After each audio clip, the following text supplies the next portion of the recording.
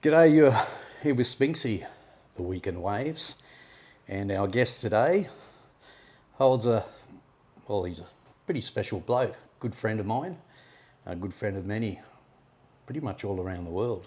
Holds a PhD in sports and medical science, so I'm guessing he's a doctor. He's president of the Australian Strength and Conditioning Association. Former president, mate. Oh, former. Yeah. Oh, really? Just a board member now. Did you get demoted, did you? No, I stood down from president and now I'm just a Would I board say, member. okay, so Former president. for about 18, We'll get that 19 right. years, Yeah. And would I say, be correct to say the founder? No, not the founder, but one of the original members of the Australian Strength and Conditioning Association. Okay, so now that we've jumped in and I have been corrected, what got you into sports? Were you a sporty kid? Sort of, but I was probably that fat kid. And my brothers and sisters were better at sports, so I used to then tag along with my brother to the boxing gym. And then I sort of got into it more then, I just training real hard, obviously as professional boxers do. So my brother played rugby league and was a boxer.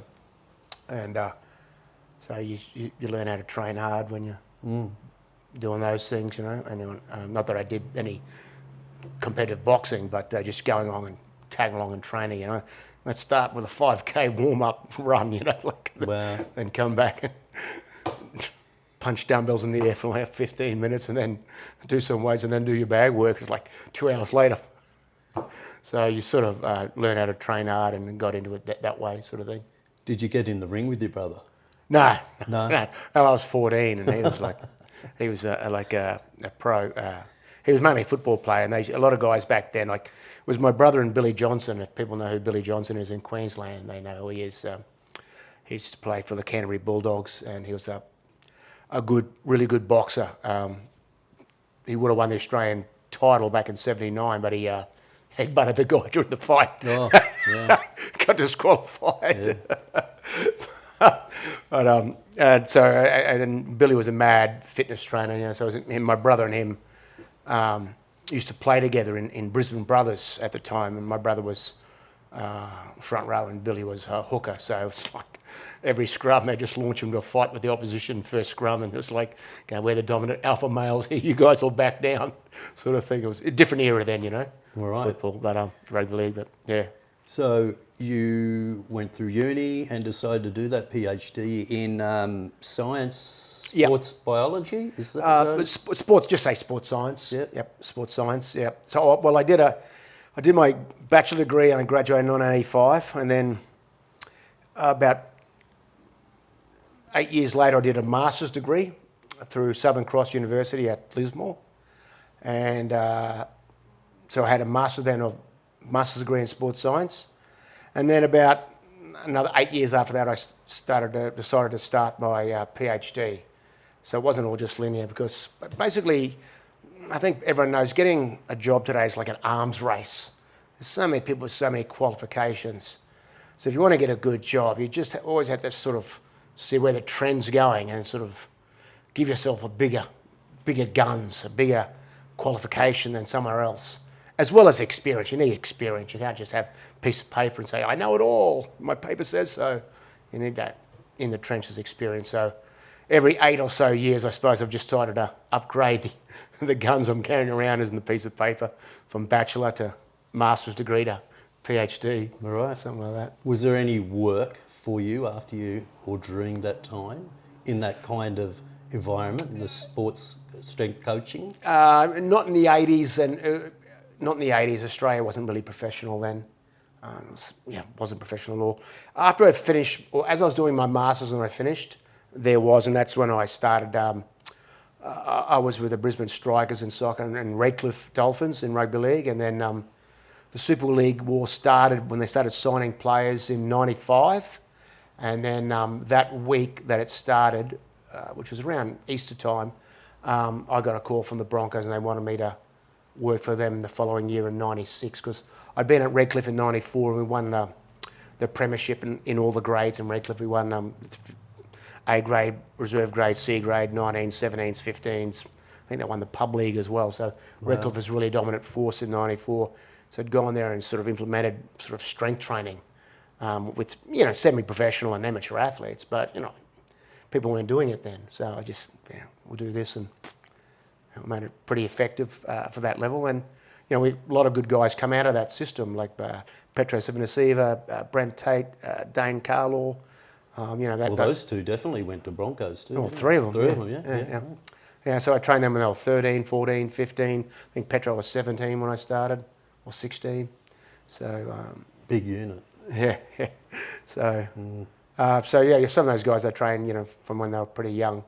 I think Tatey was 13, and Dane Carlaw might have been 15, I think, something like that. So you went to the Broncos, and you were there for quite a long time. Yeah, 19 years there. Yeah. Wow. Yeah.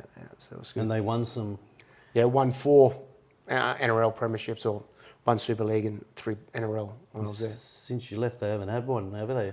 No, they lost 2. Maybe they need to sign you back up, mate. No, they've got good guys there. They've got good guys there now. The guys who are working there now are they were, I mentored them. They were in starting their pathway when I was there. And so I was sort of overseeing them to a degree. So they're good guys and they're pretty experienced. And one of them's got a PhD as well, and the other one's got a master's degree. And they're both really smart guys and pretty experienced. So that's not the problem in the Bronx. They're not their strength or anything like that. I know that because they're very good strength and fitness coaches that they have. So what do you think the problem is? Oh, I don't know. I'm not there, mate. No, not going to get it out of you? No, if you're not there, you don't really know. But obviously, if you're in the grand final one year and you're 2 minutes away from winning it, and the next year you can't beat time, and you got the same players, something's happened in that space between there and there. And you get that. I mean, 97, 98 we win. 99 we won. The Bronx won over the first 8 games, and we scraped into the finals at 8th, and I think we got walloped by Cronulla in the first game because one plays 8th. Back then, yeah, we got walloped. It's like we were dreadful in '99. Then we won in year 2000. So and then we won in 2006, 2007. We were dreadful again. We scraped into the finals, in 8th position. And, it was like a yawn, going to get annihilated in, which we did. So that can happen where you're really good one year, and something happens in the space between the players' ears. Not all players, but some of them. And, because it's a team game, but it's a chain. If you get a little chink in one of those chains, if one of those players gets comfortable, and this is why I hate when players say, I've got nothing to prove. For fuck's sake, mate. You got something to prove every single play of every single game.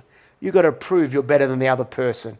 So when you hear that, I got nothing really to prove, you think, oh God. It's like when I watch the UFC and a champion starts talking about my legacy. I want to talk about my legacy. He's going to lose, As soon as I start thinking about something else, I got nothing to prove, or my legacy is, mate, you are ripe for the taking, Yeah, speaking of UFC, you work with the MMA. You're an avid fan of the sport. Yeah. And when it comes to like that strength conditioning with rugby league and say that kind of, which is also physical, MMA, is there any difference in the attitude or the training that you would bring on in those different leagues? Oh, there's always different things, they're completely,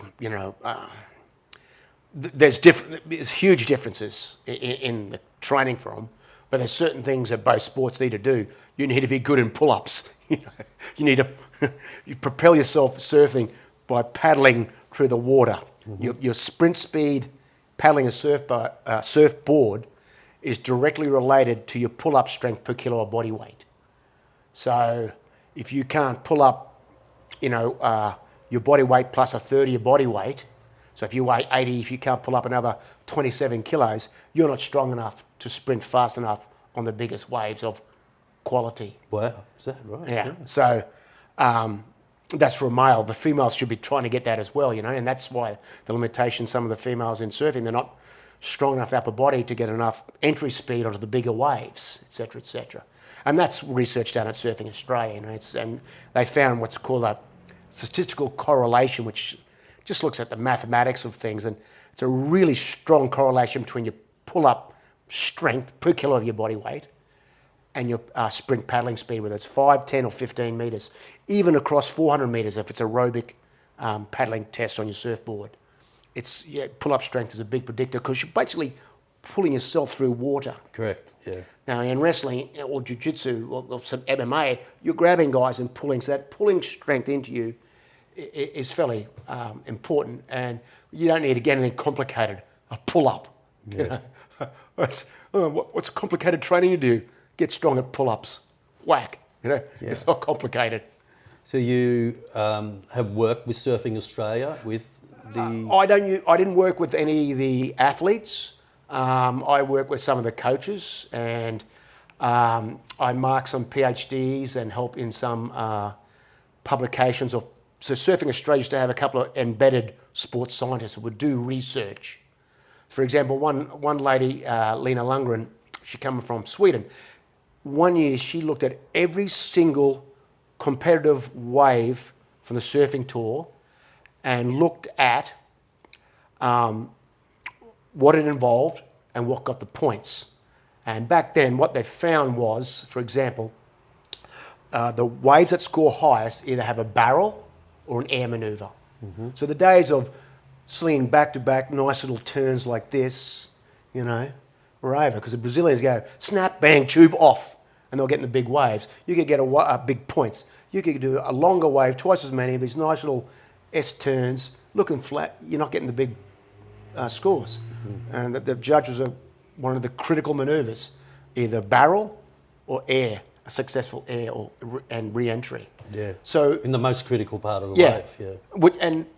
So that was, she looked at that and saw that. So that therefore, okay, well, you have to educate the coaches. How you won when you were surfing 8 years ago, 12 years ago, is not how it's being judged now. Because we just studied, when I say we, she and the rest of the staff there, looked at every single wave of that previous year's ATP tour. And this is what is winning the heats, or in one-on-one surfing, or it doesn't matter if it's the four-person surf heats, airs and barrels. And there's some places where there's no barrels, so it's airs. Yeah. And it's probably you go to pipe or chops. There's no airs, it's barrels. That's right. So they'll probably be. I'm sure they've tried to. Well, I'm sure there's been a couple on a small day, but when they have the competition, it always seems to have some big swell, doesn't it? So it is death-defying barrels. Yeah. So, but that's it. So you got to be able to. So then they looked at okay, what then is the training we need to do to get good scores on those things, or if it is turning, what physical things that we can do in the gym or on dry land allow us to turn better, or land an aerial better, or decrease the chance of an ankle injury when I land.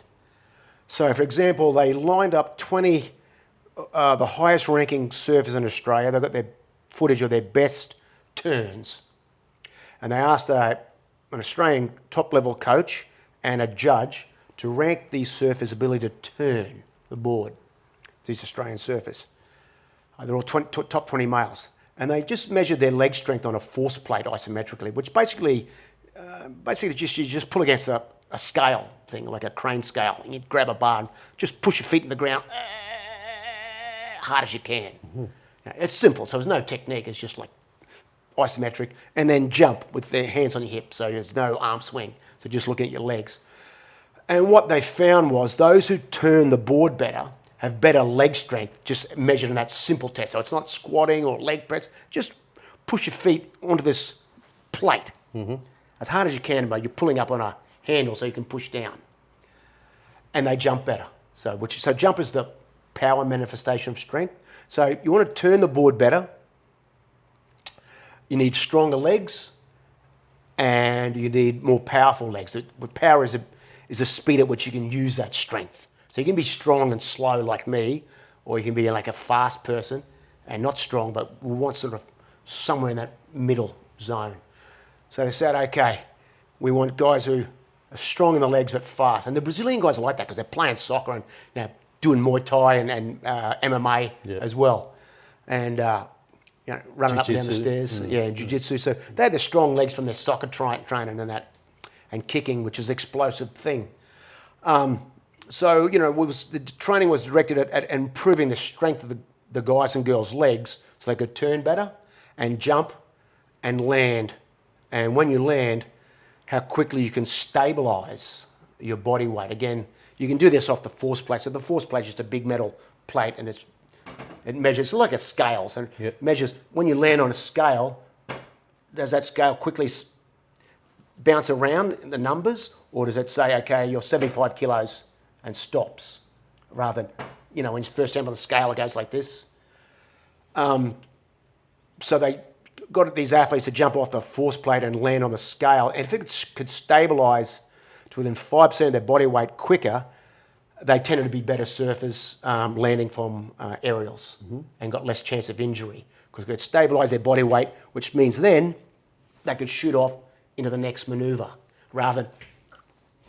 And they're absorbing the impact. Yeah, they absorb the impact quicker, and then after they absorb it quicker, can redirect, because then they've got that speed. If I'm absorbing for too long, I start losing that speed and I can't keep going then. I get left behind in the white water. You see the surfers now, particularly men and women, their thighs are massive. Is that because they're training for that strength in the legs? Yeah, because that's giving them the points. So, the turning is still important. And basically, when you go to do an air, that's a jump. You come out that bottom turn and it's a jump. You look where you're going to go and you extend up. It's like a jump and you land down. So they're a jumping athlete. So if you go to Surfing Australia, they'll do some squats, and then they have a little room beside it where there's like a foam pit and like a little mini tramp, and they got these foamy cutouts, like as in pure foam, cushiony foam surfboards. So the athlete might do a set of squats and walk 5 minutes next door, run up, hit the mini tramp, grab the surfboard shaped foam, hold it, and land down on the ground or into the foam pit, so that they can then get context to why they're doing this strength exercise. So you do a set of the strength exercise like a front squat or a back squat or something. You might do some jumps and then go and do the surfing specific one where you run, hit that mini tramp, put the board under your legs and land safely. Okay, so it just gives you that practice of landing, in a surf situation and stabilizing. So if you're not good at it yet, you'll land on the foam pit. Otherwise, you'll land on they have a gymnastics mat, like a blue foamy one, which absorbs sort of thing. So that sort of stuff is helping them take, people say, oh, gym stuff does nothing for me. It's not specific. It's how you use it and how you make it specific. The idea of something like a squat exercise is it's just to make your legs stronger, which then you need to transfer into your surfing. So how do I transfer it? Well, you either surf, but if there's no surf, like if we get to September, October, it's like nothing. There's no transferability because, it's wind chop shit. So you have to do some exercises in the gym that are going to help that transfer whilst you're training, because there might be no surf for 3-4 weeks. So how are you getting transferred if you're not surfing? So we got to do something in the gym with them, And when you mentioned with the paddling, the pull-ups, is there anything outside of that, or it's just learning to pull up? Oh, well, then, body weight, again, the pull-up gives you the thing, like if you're not paddling, it's not transferring. And obviously swimming is going to help you as well. So if there's no surf, you can do pull-ups, you're going to have to go have a bit of a swim and go to the 25-metre pool and do some sprints if you're trying to improve your sprint swimming, or if it's, if it's your endurance paddling that's lacking. So what Surfing Australia have is a 400-metre paddle down on a pool. So like you can use a 25-metre pool, and you just put two marker buoys 20 metres apart and you do 20 laps, you've got to go around it, sort of like that. And so that then gives you an idea of your aerobic paddling related to... Timed? Yeah, time. So you might be at 4.5 or 5 minutes, something like that. And what you'll find is when athletes are paddling back out multiple times, you can normally only paddle about 85% of that test time.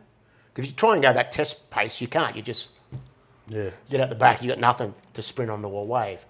But 85% is a fast speed that you can maintain. It's really hard, but then recover a bit quicker from than as opposed to going 100% of that speed and get on. So, you know, you look at your test score, then learn how to paddle at maybe 80 to 85% of that as best you can. I mean, it's hard to know what speed you're going through in the surf, but, you know, we have the GPS watches and we start to get an idea, roughly. So there's always that context. Now, the other thing that came in as they looked at is, you know, at Snapper, they had the surf skis and the sleds taking them back out after a wave. And what the top surfers were reporting was, you know, you just got a leg-burning wave at Snap. 30 seconds later, they're back out in the lineup. Now, there's all that lactate and soreness still in your legs. Now, normally you would have had a 3 or 4 minute paddle back out, and that paddle back out helps wash that stuff out of the muscles. Right. All of a sudden, it's not. You're back out there in 30 or 40 seconds, they've slung you onto a wave or slung you into a position, you've paddled onto the next wave, and your legs are still full of lactate and other waste products associated with that anaerobic manoeuvres of turning and everything. And guys are falling off on that ensuing wave, the second wave, because they're not fully recovered. So what Surfing Australia is they, you know, hired a jet ski, and just down at Casuarina there's, you know, the top guys back then, so Mick and Joel, you know, they were taken for sessions for Snapper where we're going to, you know, you get a wave, got the driver here, going to zip you back out, and you just take the first wave to come along, no matter how shit it is, and it's just conditioning for your legs. And they filmed it and looked at it, you know, and what they found, because these guys are what we call quick adapters, you know, they're not world champions because they're mugs. But within about 3 sessions, these guys then could learn to surf well on that second wave with that fatigue still in their legs. So even though that fatigue didn't go away, these guys then learn how to go with it, go with that flow, you know, and maybe hold back slightly on that next wave, you know, because you think, I'm going to ace this manoeuvre because you're fresh, but you got that little bit of fatigue there. You know, you just, something catches, a bit of the board catches. But in 3 sessions, they were able then to score good on that second wave, you know, 30 seconds to 1 minute after their previous wave. Yeah, for most of us, you wouldn't even think of all of that science.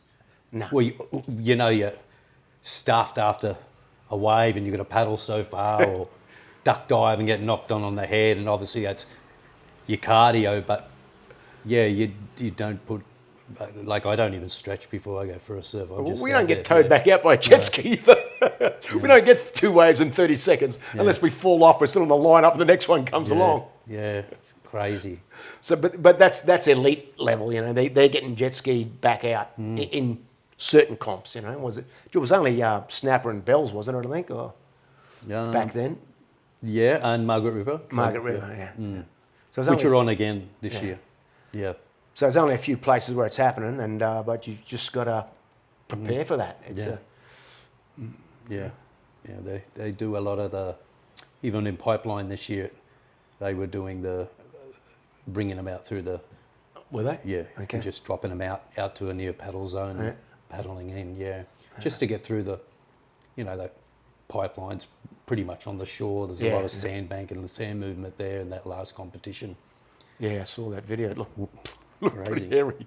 So now, with all of that under your belt, and plus with training divers as well, like off diving boards. That was before Atlanta Olympics. Yeah, springboard and platform divers. Yeah, the Australian diving team before the Atlanta Olympics. Yeah. Crazy. But now you moved to Bali, Yeah. home now, Yeah. Yeah. even though home is here still on the coast. Yeah. Alex Headlands. I'm guessing that's more of a central base for you now because you in Bali because you travel around the world. Yeah. Like, so I go home to Bali on Sunday, then Wednesday night I got to go to the Philippines, get back from the Philippines, and then I've got to go to China for a couple of weeks, get home from China for 5 weeks, and I got to go to Ireland for a week, and then come home from Ireland, and come to Australia for 2 days, and then go to China again for a couple of weeks. Racking up the flyer points. Oh, I'm Qantas Platinum, mate. Flying economy. So you know how hard it is to be platinum on Qantas when you're Can flying you share it economy? with friends? You're in a chair like this. You can't upgrade anymore. They've all sold all those expensive seats. There's no upgrades. You just...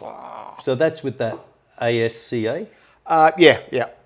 And you a spokesman? What are they seminars or? So we do courses all around the world because the smart countries who are not big or rich realise that when you look at the Olympics, Australia, there's 4 countries, when you look at medals per head of population, and that country's got a population of, say, more than 3 million, the 4 top countries at the last Olympics were the Netherlands, Australia, New Zealand, and Ireland. And they're all 4 places where we do these ASCA courses. And the other country we do the courses is China, but that's a different... They get lots of medals because they've got 1.4 billion people. But there's small countries. I think pretty much everyone knows that Australia, or should know, Australia leads the world in sports science and research. I mean, we invented GPS for sports. Australians invented Wi-Fi. No one knows that. We're dumb as shit because we sold it for like 200 million. But we invented Wi-Fi. I struggle to get a good signal even at home. We invented it. Crazy. Imagine inventing and selling it for 200 million. It's like those guys should be in jail for stupidity. It's like, mate, everyone's going to use this in the world. Everyone. 200 million seems fair. Whack. You probably didn't have that foresight and projection. Just the quick buck.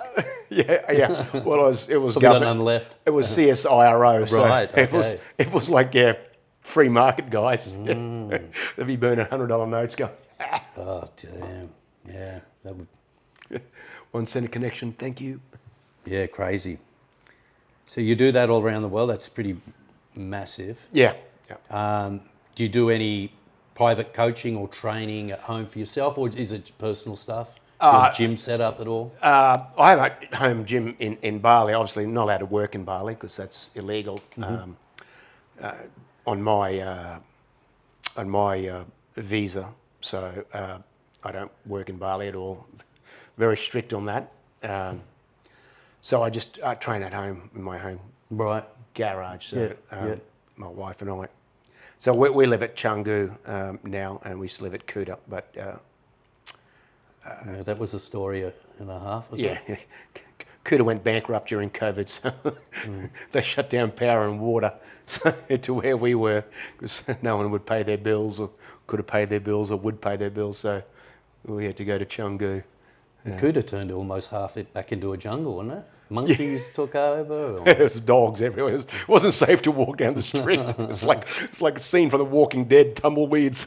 I still don't think it's safe enough to walk down the street after it's all dark. closed, mate. Yeah. They knocked down Paddy's and Bounty and all that. They're all gone. Kuta's been reimagined for domestic tourists from Jawa and all that. So Poppy's one. There's a big, massive development going there, about 400 rooms. It's all aimed at domestic tourists from Java and other parts of Indonesia. Yeah, they've all gone to Canggu. It's crazy busy. Yeah, it's even worse. Yeah. I like. Yeah, it's even worse than the last time you were there. It'll be worse than when I was there. When I'll go back and it'll be another 2 villas started. Wow, and it's like very big, eh? Yeah, and where I am, it's like go down to the local cafe. My wife and I, the only 2 people speaking English. Everyone else speaking Russian. Yep. So they've all moved over there. Yeah. Ukraine. I Yeah. don't know.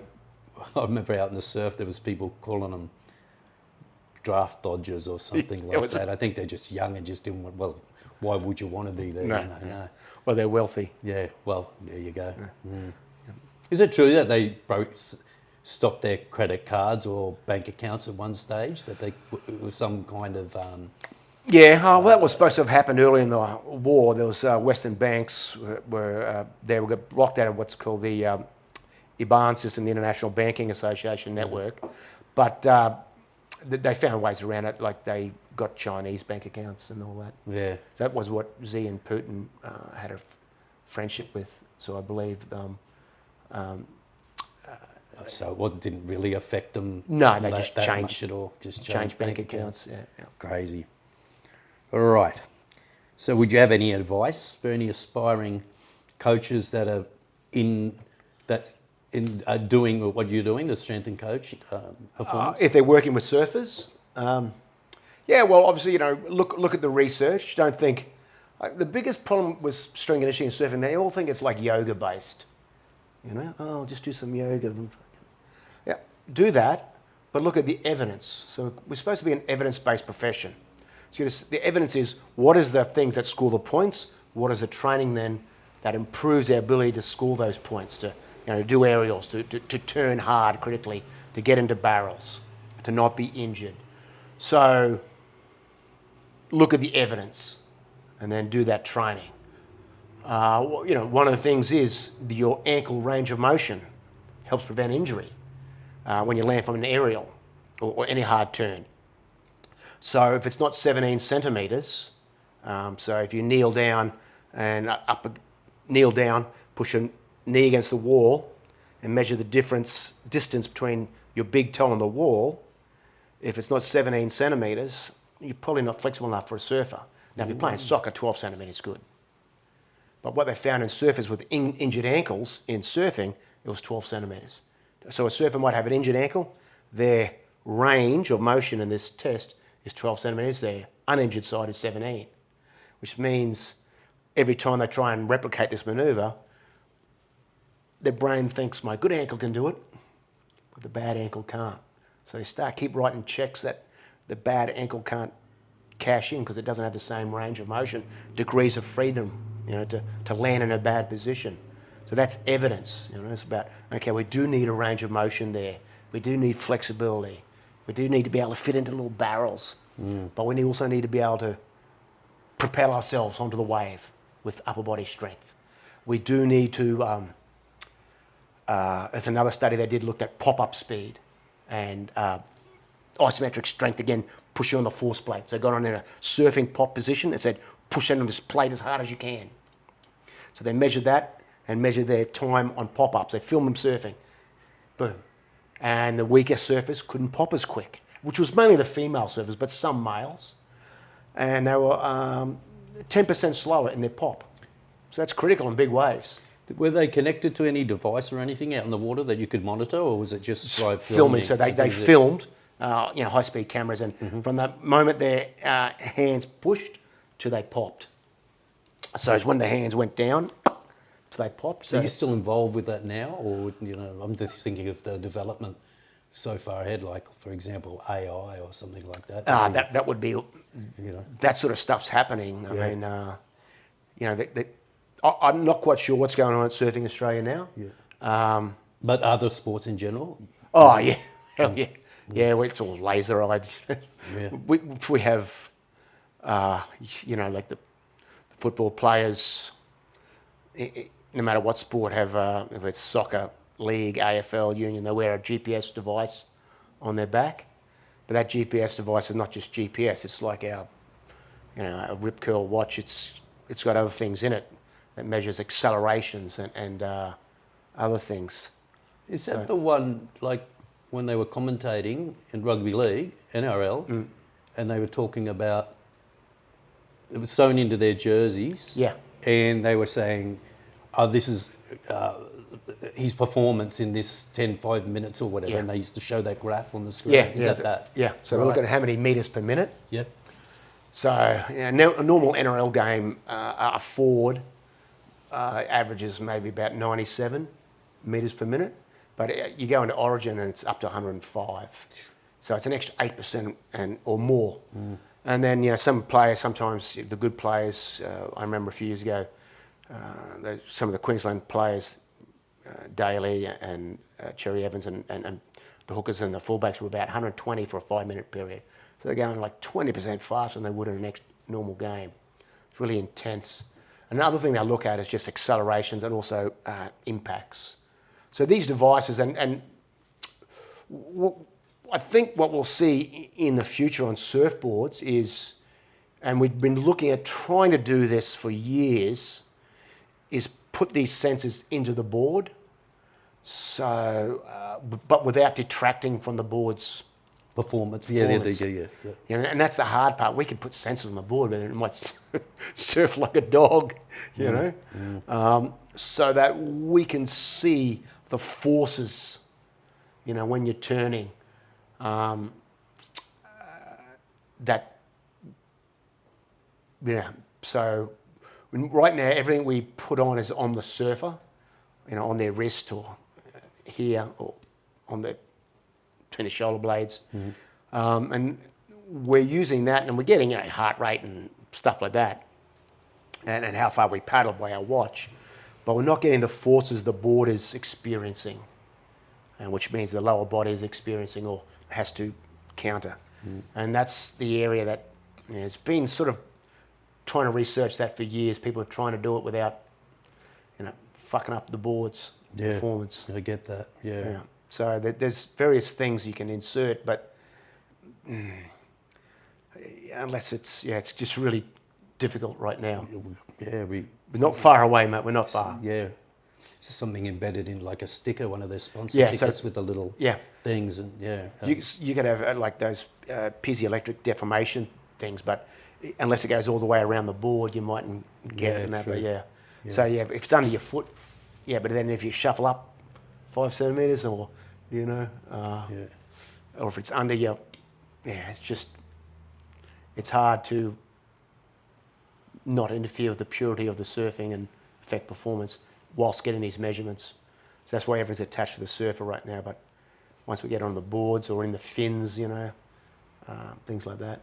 So in rugby now, like to measure concussions, there's a accelerometer in the mouth guards. Because right now we've been wearing it, the accelerometer's in the GPS thing on the back between the shoulder blades. Now they're putting it in the mouth guard, and that's giving you a lot better data on concussions. Because if I whack my head back, it's whacked back, but between my shoulder blades didn't move, you know, whack. Would that be the same, like would NFL be doing that as well? In Yeah, the States? they're doing that as well. Yeah, so just that's massive over there. Yeah. With the, the concussions. yeah, it's brutal. Even with them helmets. Well, the helmets don't protect them. It's a weapon. Yeah. What's the most important to you as a coach? More important. Improving the athlete. I mean, that's what you're there for, improve the athlete. So you're trying to say to the athlete, whether it's, you know, surfing or whatever, you know, what level do you aspire to? Yeah, if you're just, you know, recreational surfer and want to, you know, surf at club level, well, fine, you know. I'm not going to push you too hard. But if you say, okay, I'm 17, I want to go on the pro tour, well, listen, here's what we need for you to be, because this is the evidence of the best people. You know, and this is what you need to improve to. And you've got to not just get to that level, you get to the level of what's going to be in 8 years' time, because you're 14 now. So when you're 22, what is the level now? It's going to be surpassed. So we got to think, you know, can we have more leg power than these Brazilians who've played soccer and done, you know, jiu-jitsu in the favelas all their lives? Can we jump better than them? So many great talent coming out of all of that too. Yeah. Out of there, you know, it's the money. You know, the talent there is crazy. And then you got to think, you know, they have I think there's 5 or 6 Brazilians in the tour this year. Yeah. It's so dominant. Yeah. And it's not great waves. I mean, I've been to Brazil 5 times. It's pretty. Maybe you went there on a shit day. 5 times I've been there. I've been to. It's all beach breaks. It's all beach breaks. It just comes in and goes slam. Yeah, yeah. So it's jump on, do your big manoeuvre. If you get 2 manoeuvres out, boom, well, you've got a long wave. And that's why they're good at that, the aerial stuff. Yeah, Yeah, it's like, boom. So it's like D-bar without the quality of D-bar, but that just comes in, boom, and then just comes up, peaks, bang. Yeah. And short waves like that. We ask these questions to all our guests. What's your worst moment in not just life, but as a strength coach? Strength conditioning coach? I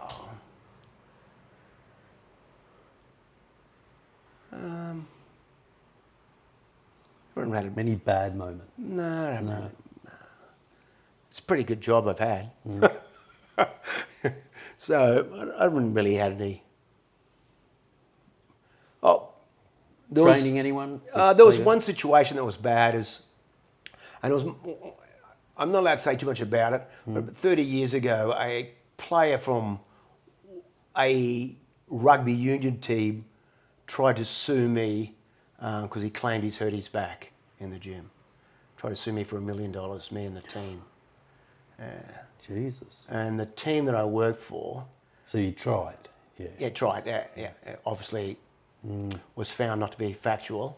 But so I had a liability insurance, and I don't know if anyone remembers, but the company went under was FAI. So it was the 90s. So all of a sudden, my professional indemnity insurance, I've got no lawyers. I've turned up to a court case by myself the first day. I don't know what I'm doing. And then the judge held it over, and then it got sorted out. And then the new lawyers came in, and I had some lawyers try to say, just plead guilty, mate. You're my rep. Fuck off, idiot. And then a new lawyer came in for the team, and the team had tried to throw me under the bus, the club, saying, yeah, it's his fault. Sue him, not us, for $1 million. And the new lawyer came in and said, he's your employee, you dickheads. If he's guilty, Then you were. You are guilty. You are paying. Do you think he's got $1 million sitting in his back pocket? You bunch of dumb fucks. And so anyhow, the new lawyers came in, and they found that I can't say too much about it because closed, settled it in confidence. Right. But with the finding of the complaint was not based in fact. So it didn't happen. It was not true. Or whatever lawyers call that thing, So they settled. They gave him some money. No, he got nothing. Right. Not 1 cent. Right. Not 1 cent. Not 1 cent. Because if you get 1 cent, that means there's an admission of Guilt. No. His lawyers got paid. That was a settlement. Well, we're not leaving here unless we get paid. Yeah, true. And the lawyer said, yeah, sure, we'll pay your bill. We're lawyers. We look after each other. Radical. Best moment? Winning them Broncos grand finals, mate. Yeah, that was magical. They were great. It was really great. And it just reminds me of catching up with Alf last week at the surf club and having drinks. Langer. Yeah. Jeez. And he was just, any night drinking with Alf. Did you get any tips on the horses? Were you there? No, I don't gamble, so it doesn't worry me, mate. I never gamble. Was he having a wager? No, he was just there having a drink, being Alf. Good on him. Just being the funniest guy in the world, as he always is. And, he's great Alf, great person and fun. There's a few other guys there. But yeah, the win of the grand finals was good as professional achievement. And The hard work's paying off. Yeah, and just the team as a unit.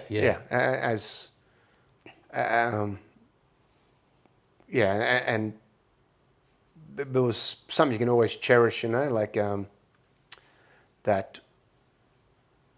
The work we did and everything we went through as those team in 97, 98, 2000, 2006, we achieved, a great thing. especially 97, 98, 2000, 3 and 4 years. And now Penrith have come along and, bettered that, Yeah. So, till then we used to think, well, that was the greatest team, 3 premierships in 4 years, but now undoubtedly the Panthers are. So 19 years or so under Broncos, would you say, was it just the one coach that you're always under there? Who would have been the best coach you worked with? Wayne was always the best coach. I mean, we're just talking about that with Alf the other night. I don't think I'm speaking out of school. And Alf said, yeah, Wayne was always the greatest coach, and he was. But yeah, everyone was pretty good there. So, it's... but Wayne is just Wayne, It's just... he was a great coach. He's down to Rabbits now. Yeah, down to the Rabbits. So we'll see what happens there. Yeah. Yeah. Won a premiership with them, didn't he? Yeah. Yeah. Yeah. It's going to be harder this year. He's got those 2 big injuries. So just... All starts off in LA this Sunday. In Las Vegas, I should say. Yeah. Right, Lad City, yeah. Yeah. Yeah. Crazy. Yeah, that'd be great. Alf's taking a tour over. So, jeez. Oh, God. Yeah, I know. Wonder if they get to watch a game. It's all 4 games are on Sunday. Yeah. But I'll be at the airport. You'll be in the plane I'll as be well. in the plane too. Yeah. We're both in planes to Bali. Different planes. Awesome. Well, on that note, we are going on planes, and we're going to leave you now, and our special guest, Dr. Dan Baker, sports and strengthening coach, former president of the ASCA. Thanks, mate. Thanks, really mate. Appreciate your time, man. It's been a pleasure. Yeah. Don't forget to follow us on Spotify, The Weekend Waves. Hit the bell to get notifications. Also available on Apple Podcasts and iHeartRadio. And thanks to our sponsors at Volcom. Should have worn my Volcom shirt instead of the Hurley one.